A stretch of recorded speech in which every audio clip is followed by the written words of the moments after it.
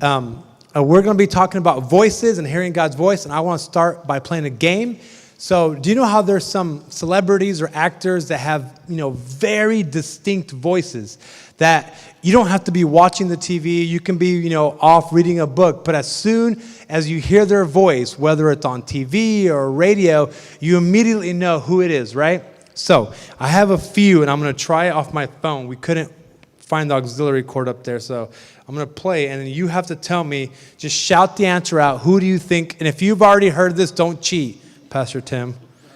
So you guys have to say out loud who these are, okay? You ready? Here we go. First one. I am your father. I am your father. Good job. Darth Vader's a fictional character. You know that? So there's an actor who does that voice. What's the name of that actor? Good job. James Earl Jones, very distinct, deep voice. The first time I saw Lion King, I was like, wow, Mufasa as Darth Vader is incredible because such a distinct voice. All right, I got a couple more here. This one's, could you hear that fine? Or? Okay, good. Pretty good. I'm going to make him an offer he can't refuse. I'm going to make him an offer. Good job. Marlon Brando. That's the Godfather. I'm going to make him an offer he can't refuse. He's Superman's father, Kal-El. So Marlon Brando, very older generation. Okay, this one's a little bit older. I don't know what that meant. I'm sorry. I don't know what that meant. Sorry. Nothing. Let's go on to the next one.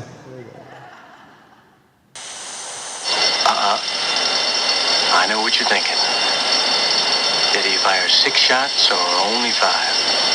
Well, to tell you the truth, in all this excitement, I've kind of lost track myself.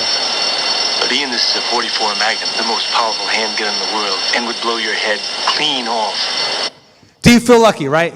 Clint Eastwood, Dirty Harry, iconic character. Okay, I got two more.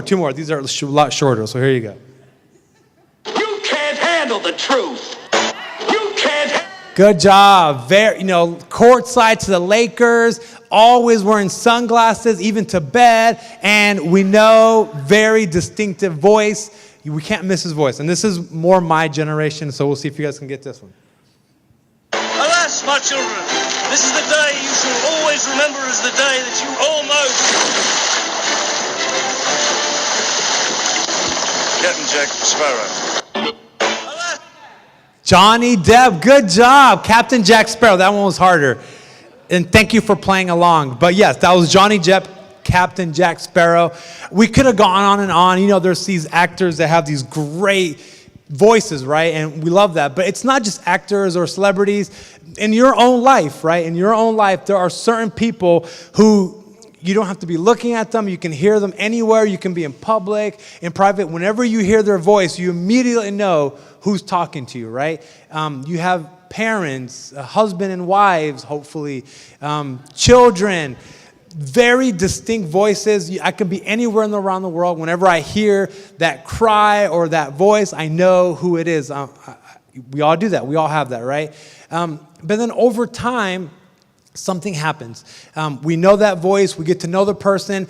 And we know that it's not enough to recognize a voice. Over time, we learn to recognize the subtleties of the voice, the intonations, the sarcasm behind the voice, right? And that takes time. It doesn't happen immediately. It takes years for you to figure out what that person means. So you might know literally what they're saying, the denotation, but the connotation, the meaning behind the words might be a little bit different. So when I was newly married, I'd say, Elise, do you mind if we cancel our plans and I go out with my friends tonight?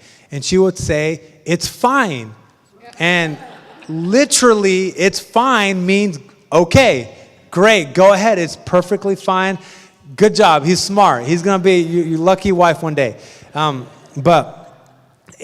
Exactly. Years later, I found out that if I ask her, do you mind if cancel plans and goes out, and she says it's fine, she doesn't mean it's fine. She means something else. But literally, like the words, I can look them up in the dictionary, and it's going to give me one definition. But now that I know her voice, I've been married for several years, there's meaning behind those words. And that takes time, right? It takes time. That's a journey. It doesn't happen overnight. And tonight, this morning, when we're talking about hearing God's voice, I'm going to move this out the way here. I feel like with God's voice, a lot of the same similarities. I believe, and we're going to read a story, that God has a very distinct voice. But sometimes, amidst all the noise and all the other voices, all the clutter, it's hard to decipher his voice. And then I also believe that when God is speaking, he has messages and meaning and themes he wants to transmit to us, communicate to us. And sometimes that takes time as well. So when we're talking about hearing God's voice, it's difficult, it's challenging, it's not something that comes natural. It's something that takes years and a journey, and it's just like a relationship where the more time we spend with God, the closer we get to him, the more clarity we're going to gain regarding God's voice, right? So here's the thing. It's not an exact science. And I feel like when we talk about this issue, we always want to approach it with humility because we'll get to it, but there's a lot of challenges, a lot of obstacles we face in regards to hearing God's voice. And the first one I already mentioned. For a lot of us, there's just so many voices. There's so many voices we hear on a daily basis, right? Some of you have subscribed to news feeds and you're hearing hundreds of voices from all these different people. We have politicians speaking to us. We have the government. We have celebrities. We have culture. We have teachers and experts and professors.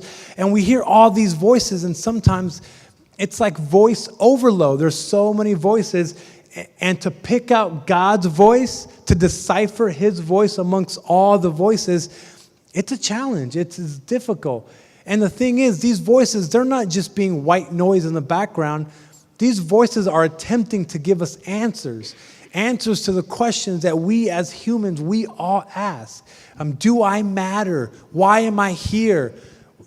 Do I have any value? What am I supposed to be doing in life? All of these other voices are attempting to give us answers. So as a follower of Christ, as a Christian, we have to learn how to hear God's voice and listen to his answer to those questions.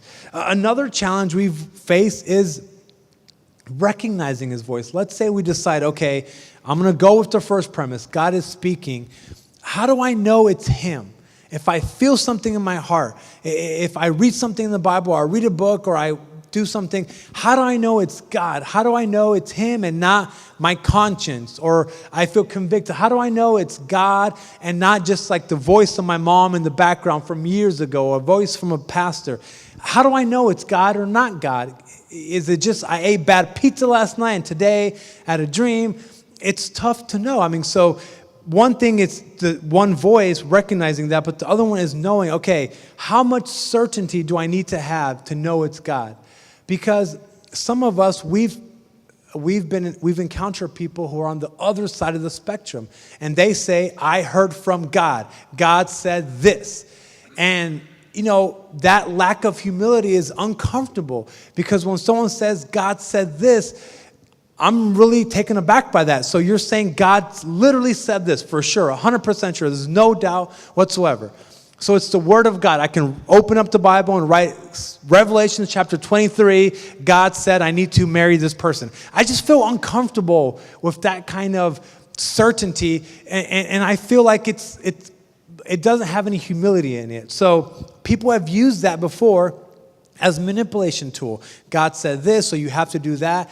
So anyways, that's another obstacle we face. And then finally, maybe we don't struggle with any of these. Maybe it's not the number of voices or recognizing his voice or knowing if it's him with absolute certainty. For some of us, we're on the other side. We wonder, why would God speak to me? I mean, there's 7 billion people on earth. God, if he really, is there before history, the eternity before history, if he put the stars in their place and the moon, and he makes mountains migrate, why is he interested in me? I'm just one person. Like, why does God really care about me? And maybe for some of us, that's our struggle. We wonder, why does God care about this little detail that I'm coming to him for? For some of us, we function as deists, where we think God is involved in the major issues of this universe, but he's not really all that interested in the minutia, the details of our lives. And to all of that, Jesus says something that's just so beautiful that it's staggering when we read it. And when we read it, we're going to see that it's going to redefine our reality. It's going to reshape our understanding of what it means to be in a relationship with God. So I'm hoping that as we read it, something happens to us. We make a decision to be intentional about listening to the voice of God, about hearing the voice of God. Because here's the thing. If we've made a decision to follow Jesus, it's critical to hearing God's voice is critical to making that happen.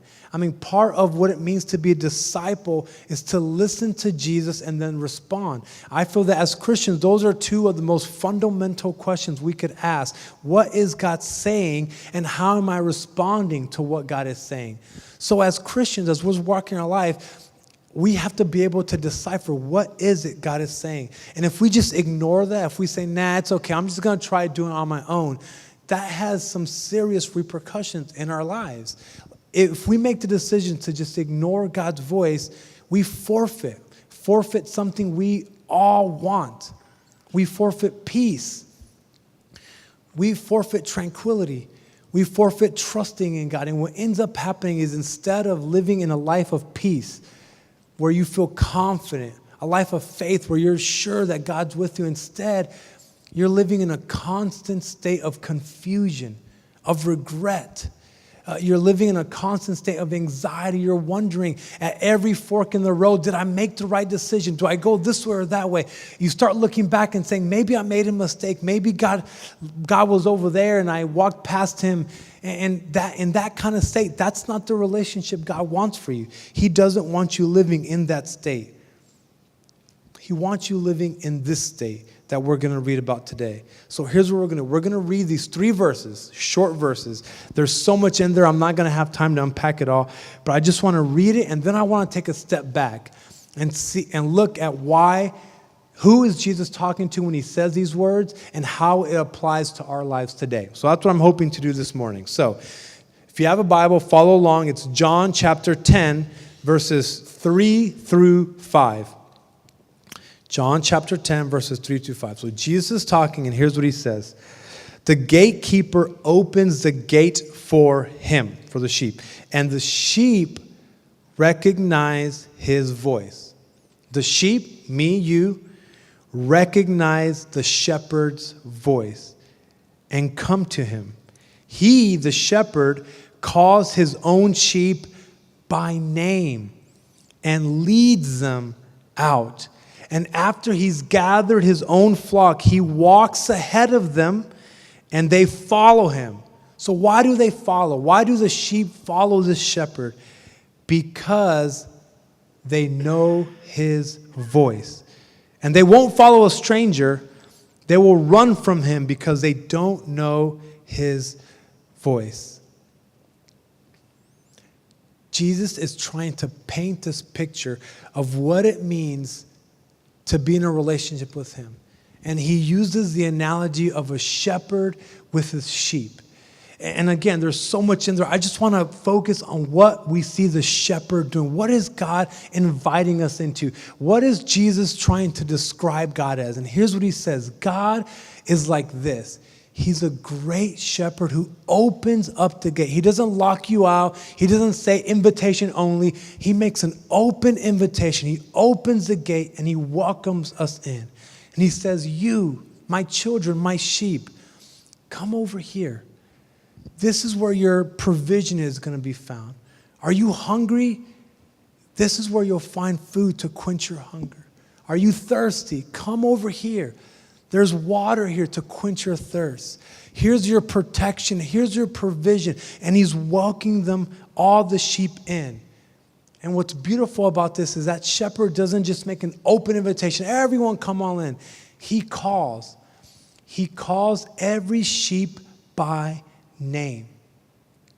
I haven't had a lot of animals, but I can't imagine if a shepherd has 100 or 1,000 sheep.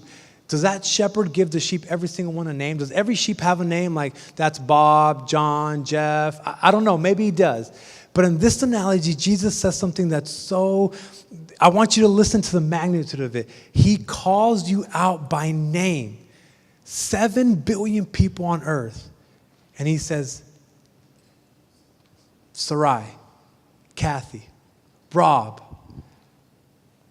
I'm trying to look in the crowd. Sorry. Linda, Doug, Bob. He calls you by name. Think about this. Think about this. How many times have people forgotten your name? And they didn't want to tell you they forgot their name. So instead, they tried going around it. How's it going, buddy, partner, pal? And they just don't know your name, right? And we just shrug it off. It's not a big deal. There's a lot of people. I'm not that good with names either. But deep inside, we wonder, why didn't they remember my name? Did I not matter to them? Was I not important enough? Did I not make a deep enough impression for them to remember my name? Was I just one in a crowd? There's something powerful about someone who remembers your name. In fact, Dale Carnegie says this: a person's name is to him or her the sweetest and most important sound in any language. Think about it. How do you feel when someone mispronounces your name? And they say, is David here? And they mispronounce your last. I'm not even going to attempt to pronounce it and mess up my message in front of everybody. But it's when someone says is Rey Diaz here? It's not that big a deal, but it is uncomfortable, right? You always feel the need to correct a person or just eventually, right? Because there's something about your name. Think about it. You're in a huge crowd of people. You're walking. What's the one sound you could hear that's going to make you pause and look for the source? What's the one sound your brain has been trained to recognize since birth? It's your name. And the shepherd calls you by your name. That's how much you matter. That's how much you mean to him. He calls you by name. And then he gathers you. He gathers all of us. And he says, hey, this is your new family. This is where you belong. This is where you're going to be loved and embraced and welcomed. This is our family. And this family, we're going to live in this atmosphere of love and grace and mercy. And if God had a wallet, your picture would be in it. And if God had a refrigerator, your picture would be on it. And the cross shouts to us, I love you. See, that's the picture that Jesus is trying to paint of what the Father is like. And then how do the sheep respond? They see this, they hear this voice that's dripping with love, and they follow. And Jesus says, that's what it means to be in a relationship with me, with my Heavenly Father. He is the shepherd, and you are the sheep. When King David wrote his most famous psalm, this is what he was talking about. The Lord is my shepherd. When Jesus says, I am the great shepherd, this is what he's inviting us into, this type of relationship where we follow and we go into this place of love where he leads us. But for a lot of us, that's not our reality. We don't feel like the sheep that's been loved on and cared for and valued. Instead, we feel like the lost sheep. We feel like the sheep that's been ignored, or we feel alone, or we feel like we're not welcomed or not valued. So let's take a step back. Who is Jesus talking to? He's talking to people just like you and like me, to people who are on a journey. And one person in that crowd is this one figure who we're going to look at. It's this man who was born blind, but he begins to see. For the first time in his life, he's been blind his entire life, and suddenly he begins to see and he begins to hear. And what we're going to see is that this man, the closer he gets to God, the louder and more clear God's voice becomes. So, we're going to talk about this man, and it's a long story. It's all of John chapter 9. I'm just going to pick out a few verses and read them. But what we're going to focus on is this man's understanding of Jesus, because I feel like this man represents us. And here's how it starts. John 9:1. As Jesus was walking along, he saw a man who had been blind from birth. Born blind, born a sinner, born broken, and then something happens to him, something miraculous, something that only God could have done. God intervened in this powerful way, and I think this man represents us. So I want you to get in the story. So I'm going to ask you to do something. I want you to close your eyes. Play along with me for a second. I want you to close your eyes, and you cannot see. You've never been able to see. You don't know what the rainbow is. You don't know what red means or black or white or blue. You don't know any of the colors. And you're just there, but your sense of hearing is strong now since you've been relying on it. And you're just there begging along like you do every day, and suddenly you hear a crowd murmuring, talking. You can't make out the words. And then you hear a man taking footsteps toward you. And then you hear this. You're like, what is going on? And then you hear this. And then you feel something wet and muddy on your eyes. And then you hear a voice say, go to the pool of Siloam. And you're thinking, yeah, now I need to go to the pool. You spit in my eyes. But you go to the pool and you open your eyes because now you can see. You didn't see the man. You didn't see Jesus. All you know is that he told you to do something. He spit on the ground. He picked up dirt. He hawked a loogie, and he put it on your eyes. And now you can see. And that's the story. That's what happened. That's why you should read the Bible. The Bible is funny. It's full of a bunch of great stories. But that's basically what happened in the story. And we're going to focus on his response to Jesus. A bunch of people are going to ask him, who did this? How can you see? How are you healed? And look how he responds, all right? It's a process, just like it's going to be. This is verse 10. They asked him, who healed you? What happened? And he told them, the man they call Jesus. That's it. That's all I know. He's a man. His name was Jesus. In fact, that's all I know. I didn't even see him. I don't know what he looks like. In fact, I probably couldn't recognize his voice. I can just recognize his throat. That's all. If we do a throat lineup, I might be able to recognize it. It's a man. It's not a woman voice. It's a man voice. And that's all he knows. But think about it. He's just experienced a miracle of a lifetime. And he has no idea who to thank for it. And they ask him again. This is verse 17. Then the Pharisees again questioned the man who had been blind and demanded, what's your opinion about this man who healed you? The man replied, listen, I think he must be a prophet. I'm just guessing. I'm just throwing it out because, listen, I was blind, but now I see. So he must be different. He can't just be a man. Maybe he speaks for God. Maybe he's holy or separate or different because something happened. So first he was a man, now he's a prophet, and then it changes again. So for the second time, they called in the man who had been blind and told him, God should get glory for this because we know this man, Jesus, is a sinner. And look how he responds, the blind man. I don't know. I don't know. I don't know whether he's a sinner, but I know this. I was blind and now I see. I want you to listen to the honesty in his voice, the humility. I just don't know. I mean, I don't know theology. I don't understand the Bible. I don't understand the Torah. All I know is this. There's something that happened to me that I cannot explain unless I factor in divinity in the equation. And for a lot of us, that's where we're at. This Bible thing makes no sense to you. Jesus and God, you're just still confused. But there's something within you that's undeniable. God has done something in your heart, something in your life, something in your family's life. And you have no other explanation other than God must be involved. But that's the journey he's on. I don't even know if he's a prophet. I don't know if he's a man anymore. And then he says this, if this man were not from God, he couldn't have done it. So at least I know this, he must come from God because only God can do what's been done. I couldn't do it. Doctors couldn't do it. Medicine couldn't do it. Only God could have done it. And then they kick him out of the synagogue. And they say, you don't know what you're talking about. Get out of here. And they kick him out. And then Jesus hears about it. And when Jesus heard what had happened, he found the man and asked, do you believe in the Son of God? And the blind man said, wait a second. I recognize that voice. You're the spit guy. You're the guy who spit on the ground. And he says, who is he, sir? I want to believe in him. Think about the irony of that. He's standing face to face with God, as close as you can get. Jesus is literally speaking to him. And he still doesn't know. Because it's a journey.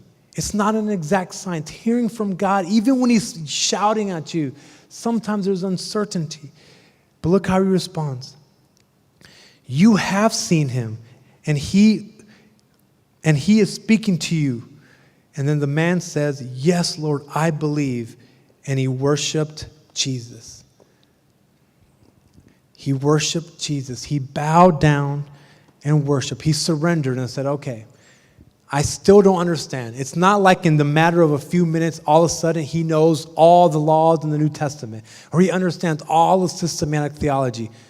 No, none of that has happened. But he just takes the posture of a learner and saying, okay, this voice, this sweet voice loves me, has done something for me, and I'm going to surrender and follow this voice. Do you see the journey this man was on? The 2 steps forward, 2 steps back, the ups and downs. For us, we're all along this spectrum. Some of us, we don't even know. He's just a man. We're trying to figure this out. For other of us, we know he's God, but that's all we know. Others of us, we don't even understand that. We just know he's doing something. He's trying to get our attention. And here's what we noticed. The closer this blind man got to God, the louder and clearer his voice became. Literally. At first, it wasn't even words. It was just sounds. Then it became voice. I am he. I'm here for you. And the same thing is going to be true for you. In this journey to hear God's voice, the principle is very simple. The closer you get to God, the louder and clearer his voice is going to become. So that's it. Me and you, we're on this journey together, and we just have to commit ourselves to getting close, to immersing ourselves, to reading the Bible, to coming to worship, to worshiping, to doing whatever we can to get close to God. We're going to press on. We're going to keep on walking and get close. So let me finish with this idea. I got this radio here. And this, you guys don't believe me, the young people, but this is a real radio. And do you remember these radios? They're analog or pre-analog. I don't know what that is. And this one's not plugged in, so it didn't work, but I promise you it worked at the 9 o'clock service, 9:30 service. And this was the kind, there's a dial here that moves the little stick there. And eventually there's like signals there. And you'll move it until you find the signal, and then the music starts. But if you go too much, it becomes static, and you have to go back and forth and just find it. And even if you find it, the next day you turn it on, you're off a little bit, so you have to re-find it. I think this might be the best analogy for us understanding God speaking to us, hearing. Because the way this works is that radio signals or sound waves are being broadcast right now, all the time. 24/7 radio waves everywhere. And the job of this machine is to tune itself or find the signal, and then we have to do the work of finding it. And I think the same thing is true with God. I think God is always talking to us. I feel God is always speaking. He's talking and talking and talking through the Bible, through worship, in your heart. God is always talking. And he has these amazing things he wants to say to you all the time. So for us, we're this radio. We have to be close to the source to pick up the message. If you put this radio in the North Pole or Antarctica, it's not going to pick up anything. So we have to be close to the source, and that's what we've been talking about. The closer you get, the louder, the clearer his signal, his voice will become. But the most important part is the posture we take. It is the turning back and forth and moving and willing to hear his voice and respond. Because the truth of it is sometimes it's easy to hear God's voice when he says, "You're my beloved, I love you, I have a plan for your life." That's easy to hear. What's hard to hear is, I need you to go and say, "I'm sorry" to that person. See, when I hear that, sometimes I'm tempted to change the channel and listen to a different voice that says, don't say you're sorry. They need to come and say sorry to you. And that's the question. Do I really want to hear God's voice? Because the sheep do. His children do, because they trust him, they have faith in him.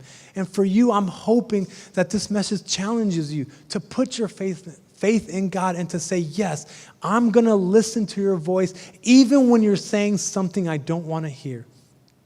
I'm going to do the hard work, the diligent work of tuning my life. I'm making sure I'm close to you, but I'm also open. I'm receptive. And if I need to change and move a little bit, then that's what I'm going to do. If you're stretching me, if you're making me do things that I'm uncomfortable with, I'm going to do it. Because you are my shepherd. And you're a good shepherd. You're a good father. And you want what's best for me. So here's my challenge for all of you. I want you to go back and to read this story, John chapter 9, on your own sometime this week. It's an awesome story. It's a funny story, but it's a powerful story. I want you to read it. And as you're reading it, I want you to pray. God, would you speak to me?